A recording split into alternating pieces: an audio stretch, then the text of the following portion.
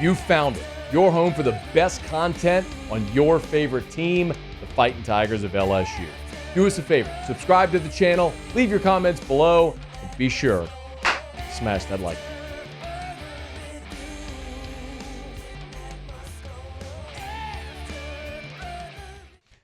So LSU has wrapped up spring practice, and we're kind of going through some of the position battles and what we sort of learned after 15 spring practices. And while offensive line was the single biggest question that this team had, I would look at the edge rusher spot maybe as a 1A, 1B, but for a different reason. See, a year ago, LSU had really productive edge rushers. Savion Jones and Braden Swinson were really good football players for their entirety of their career. Now, of course, Swinson transferred in and ended up playing just 2 years, but Savion Jones was a local guy and bided his time, more traditional type, big end. But if you look at those two guys from a season ago, as good as they were, after Savion Jones and Braden Swinson, your best pass rushers were not coming off the edge. You were talking about guys like Whit Weeks. Almost improbably, Dom McKinley with 3 sacks was kind of right there among the leaders as well. It was not a very productive team. Listen, Harold Perkins being injured was a big part of that. But the inability to rush the passer at times last year was a problem for LSU. And you lost outside of those two guys, you lost your 2 best guys. And so you had to go in the portal and not just add bodies, like numbers. You had to go add dudes. And my goodness, did you. Let me paint some context there. Jack Pyburn, who you added for his career at Florida, 3 years, has 5 TFLs and 1 sack. So he has not been a very productive pass rusher. Jack came on this show after he committed, and his words, where I want to pull that cut to, by the way, when Jack was on AFR, because I know I'm going to reference this more and more. He said, I have been an effective pass rusher. I've not been an elite pass rusher. And he wanted to go to a program that would teach him how to do that. That's why he's here. Jamari Butler, coming in from Nebraska, super senior. 17 TFLs, 7.5 sacks for Jamari Butler in his career. Patrick Payton, coming in from Florida State, 31.5 TFLs, 16 sacks. You flat went out and got 3 dudes, veteran guys, Pyburn going into year 4, Payton going into year 5, Butler going into year 6. I mean, you went got experienced dudes who are talented and have skins on the wall. Gabe Reliford is your leading returning edge. For his career, has 1 TFL and 0.5 sack. That is why you absolutely had to go address that position. Look, Brian Kelly, during the spring availability, talked about the impact that these guys, these edge defenders, are having right now. Brian Kelly, number 1.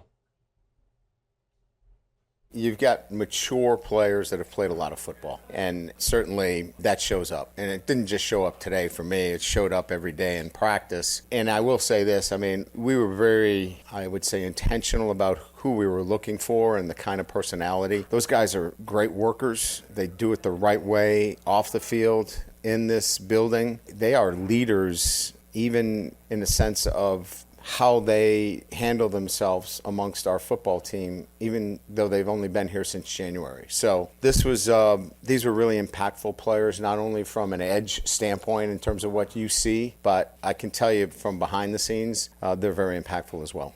I love that. And one way to think about it with those three guys is in the portal era, we think of these one-and-done portal guys as mercenaries just catching a check. And I understand that there is an NIL component to all of this. There is. They're all getting paid and getting paid well to be here. But consider they all could have been paid where they were. And they have a bigger payday on the other side, meaning they're here, yes, because they're getting paid, but also they have a chance to win. And it's almost like a free agent year, your contract year in the NFL, where like you're a free agent after this year, you got to go have a big year because you're getting paid on the other side. So all these guys are coming here to say, I got to go put one big year on tape so I can go get drafted. Where am I going to be able to do that and get paid? Boom, here's your opportunity. And a big part of that clearly is Blake Baker's defense. Now, I'll get to Baker in a second, but Gabe Reliford met with reporters at the end of spring practice. And remember, this is the guy that's returning, who's waited his turn behind Swinson and Jones, waiting for his opportunity to be a starter. Presumably, this would be it. And now, boom, you bring in 3 veteran transfers at his spot. But Reliford talked about building continuity with those guys. First and foremost, we were able to bond with each other, especially my position group, because we brought in 3 transfers, and I feel like that was the biggest thing for us. It's just bonding with each other, just matching each other's play styles because it's new duos. So I feel like we did a great job with that. I like how he said it's new duos. And that might be sort of hidden within the context, but when we got to, again, this is just when we got to go see, right? When the media was able to go watch. It wasn't like on the offensive line where they mixed and matched a lot of different people in a lot of different places. The duos that we saw were Pyburn and Reliford. They were opposite each other. Peyton and Butler. They were on the field opposite each other. Very seldom did you see anything other than that. Now they took turns with the 1s and the 2s and who was, getting the first reps, second reps, all that stuff. But the duos, what he just said, his word, not mine, was Reliford, Pyburn, Peyton, Butler. So is it maybe like Peyton Butler or third down, edge rusher, pass rush situation type? I don't know. I don't know how they're going to make that work. That's up to Blake Baker. But the other really important thing about what Gabe Reliford said is how they sort of assimilated and they're all great friends. They're getting along great, even though those guys have been here a short time. But it makes sense because they're not just mercenaries here to get paid. Yes, there is a financial component, but they're trying to win and be great for the next level. Blake Baker talked about that edge room here coming out of spring. Yeah, I think it's been a really good group. I think Coach Peoples does an outstanding job, but when you add a guy with Patrick Payton, who's very, very talented, again, humble, hardworking. You just touched on Pyburn. Jamari Butler's done a fantastic job. Again, Gabe Reliford, man, you talk about development from where he was, even from the bowl game to now, really, really far ahead. And then Shankling's coming along, C.J. Jackson, Kalaj Cobbins. There's not really a weak link in that room right now. A very deep room, very competitive room. All add something different to the table. Like each one of those guys I mentioned, man's got a little different something to their game. So it's going to be able to be a good tool, using against different offensive tackles because they're not going to see the same picture every single snap. The duos, they're not going to see the same picture, but those young defensive tackles like Reliford now are going to have to wait their turn. Reliford, leaving spring, did also talk about what his goals are for the summer. I'm just going to get back in the lab, of course, keep working on my body composition as far as my lean mass and how lean I am and all that, but it's really my lower body flexibility as far as being in my hips and my ankle flexibility, just being able to get into good positions to have as much power as possible to execute each play. Gabe Reliford may be looking for a breakout season in 2025, but he's going to fight for elbow room at the table with those 3 veterans they brought in, but it was an absolute must. You went from a position where you had no experience or skins on the wall to now one of, if not the most experienced position, certainly on the defensive side of the ball, if not the entire team. Hey, thanks so much for watching. Please leave your comments. I love to interact. And be sure to hit the red subscribe button below.